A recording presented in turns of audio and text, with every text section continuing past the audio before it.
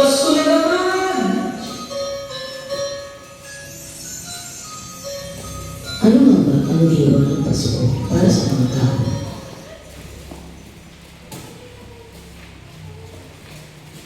Pasko, panaman ng pag-ibig at pagkakaisa ay isang pagsikapan. Ngunit ko sa pagsilip sa puso ng bawat isang magkakaluto, pinilithayang nais nilang maabot o sa kasalanay bumabalot hindi maabot. Pagpahatak sa gusto ng mundo, isipay gulong-gulong. Narito, nais muling masuktuhan ang halimuyak na sariling kagustuhan. Kagustuhan luminimot, tinatalikuran kung sino ang tunay na sentro ng kapaskuhan. Hindi ang regalo'y daling kagastusan, ni ang pumukutita na ilaw na kailan may kahit sa dilim, hindi magbibigay ng tanglaw. Niya magandang programa kung dalay walang saya, na mahal ng Panginoon lang ang makapagpapadama. Mula sa iwaga ng tinig ng iyak ng sanggol, na humigit pa sa kulangan na tayo meron na ayos ang magulong maging pahinga ng mga pagod. Ilaan mo muna sa sugatan na naghihikaos. Sa paglamig ng hangin, bawat isa'y abala kung ano ang mga ihahain. Kung pakikinggan, sa kabilang banday marinig, pusong dumadaing ng musa. Ano nga ba talaga ang tunay na hulugan ng diwa na kapaskuhan?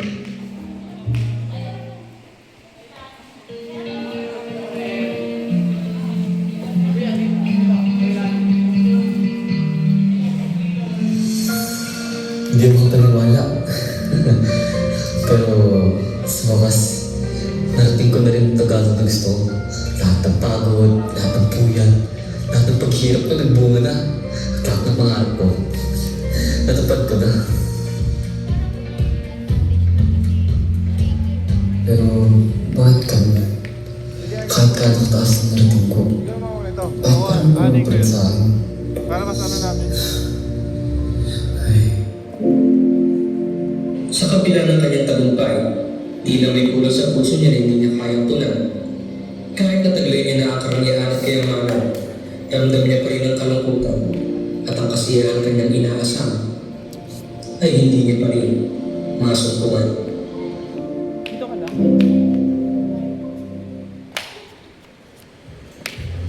Gupit. Good morning, sir. Yes, sir. Coffee po. uy, good morning Chelsea. Thank you ah.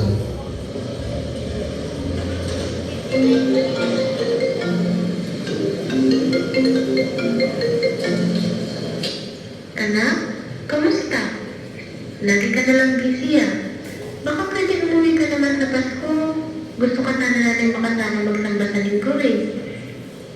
Hello ma. Hindi ko pa ako sure kung makakauwi ako. Dami ko pa kasing gagawin eh. Ganun ka na? Sige. Pero sana, kahit busy ka, huwag mo kalimutan ang mahal na Panginoon ha. Ingat ka lang. Love you.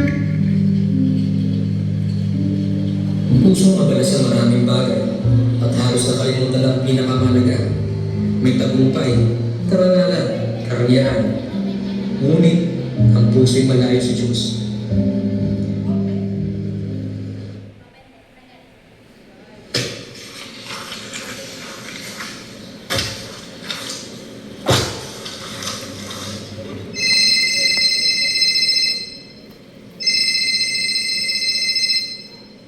Mahal, may sweldo ka na ba? Dumating na kasi yung bill natin sa kuryente. Puputulan na raw tayo sa katapusan. Sus ka na mahal. Wala pa. Pero subukan ko lumapit ngayon sa boss ko. Baka makahingi ako ng advance. Gagawin ko ng paraan. Ay teka, nandito na si Sir. Tawagan na rin kita mamaya. Magaling na po, Sir. Good afternoon, Martin. May kailangan akong sabihin sa'yo. I'm really sorry, pero kailangan akong kanyang mabawas sa trabaho at isa ka sa matatanggal. Sir, hindi po pwede. Di pamilya po ako. Paano po sila may tatangulin kung mawalan ako ng trabaho? Martin, I'm really sorry talaga, pero kailangan ko itong gawin eh. Bakit ganito? Bakit parang sinasunod na lang ang lahat ng problema? Magsusumikap naman ako. Bakit ganito pa rin ang nangyayari sa buhay ko? Meron ba talagang Diyos? Kung mayroong mga narinig kaya ako, wala na akong malapitan. Hindi na ako na alam kung anong gagawin ko sa buhay ko. Pakiusap, tulungan mo ako. Puso niya unti-unting nilalako ng sakit at halos basag na ng mga unos na dumaan. Palakad sa landas na walang ilaw, siya'y salik sa Diyos, na tanging pananampalataya lang ang nakakakita. Sa dalawang pusong ito, ang isa'y tinatangay ng agos ng mundo, ang isa naman lumulubog sa dagat. Subalit pareho silang walang sandigan, sapagkat malayo ang kanilang puso sa Diyos. Isang pusong puno ng ingay, isang pusong basag ng mga unos, magkaiba man ang dagok at tila walang gabay, iisang liwanag ang kanilang iniingat. Subalit paano kung ang dumating noong Pasko ang mismong tanglaw ng mundo, ay dahan-dahan pumasok sa kanilang kwento? Paano kung ang pusong naligaw at ang pusong sugatan, magkaibang landas, magkaibang kwento, ay parehong lumari sa kanya at uling-tulig bilang isa. Open. Guys, may nakalatag na akong idea para sa project na to ha. Pero siya magustuhan to ni boss. Siyempre idea ko to eh. Kaya the best to. Hindi, huwag yan. Mali naman plano mo eh. Hindi ka naman kasi nakikinig. Sarili mo lang pinapakinggan mo. Teka. Makinig muna kayo sa akin. Parehas naman kayong mali. Oy. Nagsalita na naman ang laging tama. Bida-bida ka talaga no? Kahit kailan. Gusto mo lagi, lagi mo nasusunod. Lahat ay gustong mapakinggan. Lahat ay gustong magsalita. Ngunit wala ni isa ang gustong pakinggan. Kung magkakala lang tayo, huwag na natin itong ituloy. Ito'y silid na puno ng malalakas na tinig, ngunit walang patutunguhan. Sila ay puno ng ideya, ngunit walang pinagkakasunduan. Subalit paano kung ang dumating noong Pasko ang mismong tanglaw ng mundo, ay dahan-dahan pumasok sa kanilang kwento? Paano kung ang pusong naligaw at ang pusong sugatan, magkaibang landas, magkaibang kwento, ay parehong gumaling sa kanya at muling tumibok bilang isa?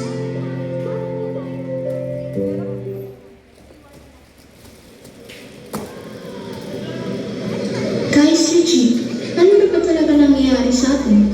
Sa totoo lang ha, parang wala naman direksyon itong mga pinagkagawa natin eh. Turo ka dyan. Lahat sila gusto sila ang masunod. Eh di sana. Ay, pag nga lang pala ako magsasalita about dyan.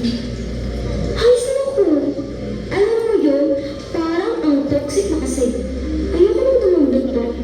Minsan tuloy naiisip ko na lang na, Lahat naman sila po. What if, umalis na lang kaya tayo dito? Ano sa tingin niyo? Huwag naman ganyan. Unawain mo na lang. Makastress lang sila. Total magpapasko naman. Ilang araw na lang oh. Pag-ibig mga kaibigan. Alam nyo, kaysa mag-side comment kayo, bakit hindi na lang tayo tumulong sa kanila para mabilis ang trabaho? Pero alam sa totoo lang, may point sila. Nagkakagulo na dito. Wala nang healthy sa vibes na to. Kung ganito lang lagi, mapapagod ka talaga. Hoy, chill muna kayo. Di naman kailangan agad-agad sumuko. Bahala kayo. Kung gusto niyo silang tulungan, go! Pero ako, I'm out. Wala na akong paki sa mga ganyan drama. Ganito talaga ang nangyayari kapag walang pagkakaisa. Ang problema hindi na ayos, kapag hindi na solusyonan, ay hindi matatapos. At ito'y patuloy lang lalala hanggang ang bawat isa'y hindi na makarapos. Ang munting lamang kapag binabayaan ay nagiging malaking bitak. At isa-isa tayo na itong winawasak hanggang sa bawat isa ay magkawatak-watak. At ito'y hindi na matitiis at ang pagkakaisa ng grupo ay kanyang wawasakin.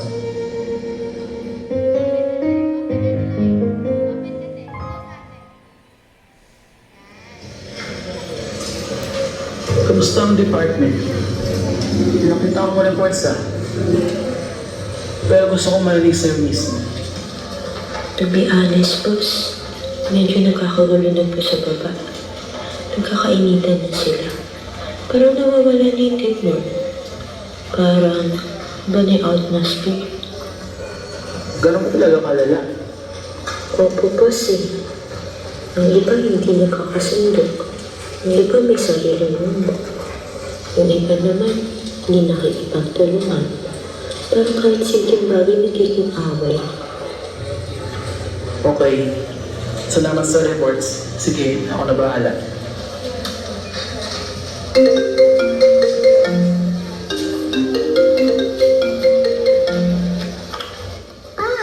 Makakauwi ka po ba ngayong Pasko? Gusto ka sana namin makasama. Namimiss ka na po namin ni Mama. Sorry talaga, anak.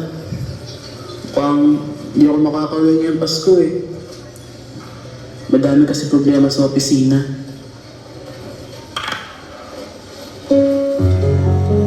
Ano ba nangyayari sa kumpanya ko? Lahat sila nagkakagulo. Ano na ang gagawin ko? Mahal ang Panginoon. Kasi ko na yung pagkakatiwalang lahat. Mahal ang Panginoon. Ikaw na po ang bahala. Lahat ay gumugulo, hindi pagkakasundo at walang pagkakaisa. Bigat ng sitwasyon ng dinadala at kawalan ng pag-asa ang nadarama. Kahit gaano mo pinaghandaan, gaano mo pinagsikapan, oras at panahon ang iyong nilaan, ngunit kung hindi niya kalooban, nasa kanya pa rin ang pagpapasya kung ano ang kahihinatnan. Subalit paano kung sa gitna ng dilim ay may bulong ng pag-asa? Paano kung ang matinding tensyon at kawalan ng pagkakaisa? Paano kung ang mga umusbong na problema ay pawingin niya? Paano kung ang kanyang salita maging tugtog sa lahat ng kalituhan?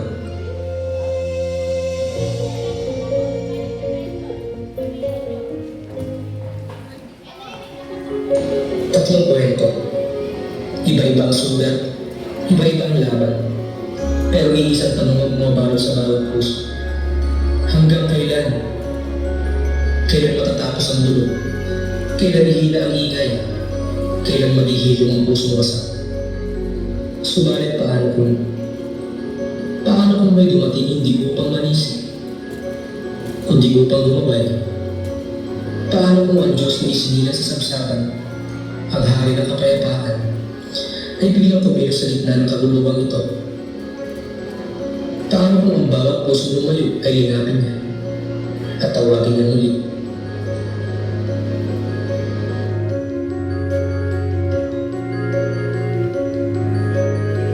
Ang puso na ba lahat ang pusong basa ay parehong dinala sa liwanag? Bakit kahit na sa akin na lahat ng gusto ko? Pakiramdam mo hindi pa din ako masaya. Ano bang kulang pa at parang hindi pa din ang kompleto?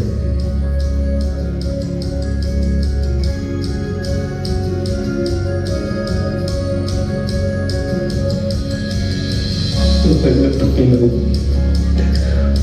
patawad po pa. Nakakalimutan na kita sa buhay ko. Bali wala pala akong kayamanan at karangalan kung wala ka sa buhay ko. Ikaw lang pala ang mahal na Panginoon at ako'y kong kailangan sa buhay. Maraming salamat po.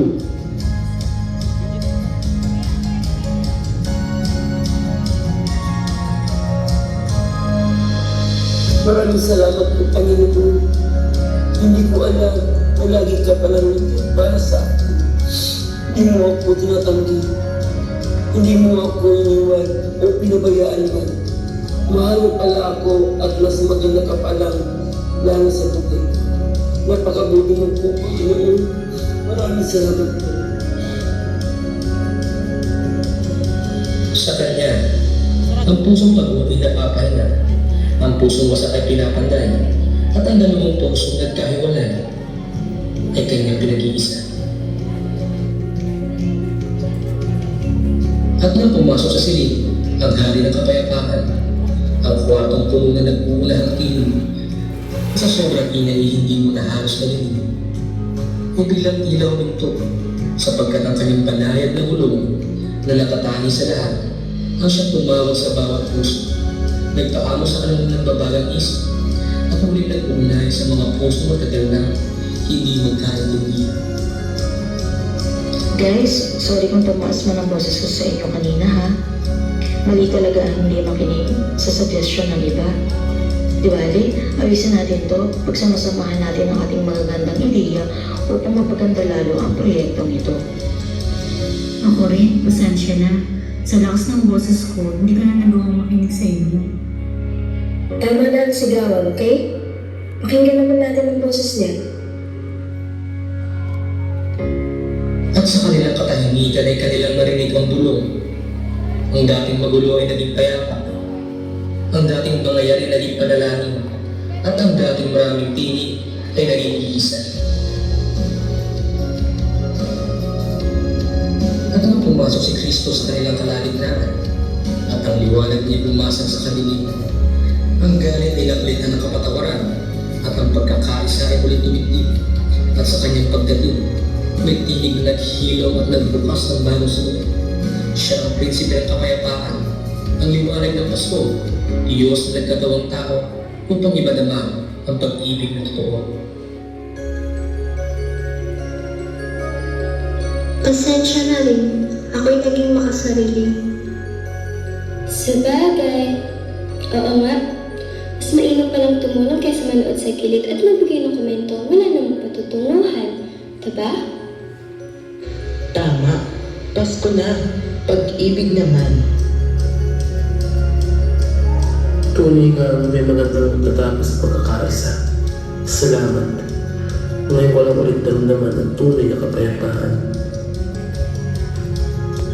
At nang bumagsak ang pader ng galit, ang mga puso ay muli nagsama-sama, hindi bilang empleyado o kaibigan man, kundi bilang isang pamilya sa Diyos. Sa kanyang pagdating, siya ang pangalaw sa mundong madilim. Dulot niya ay pag-ibig at kanyang pagkakaisa.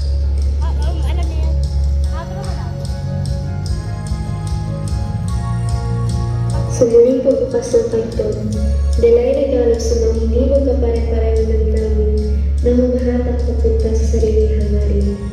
Muling pinagbuot, regalo inihandog nang siya'y marinig may taas at madama.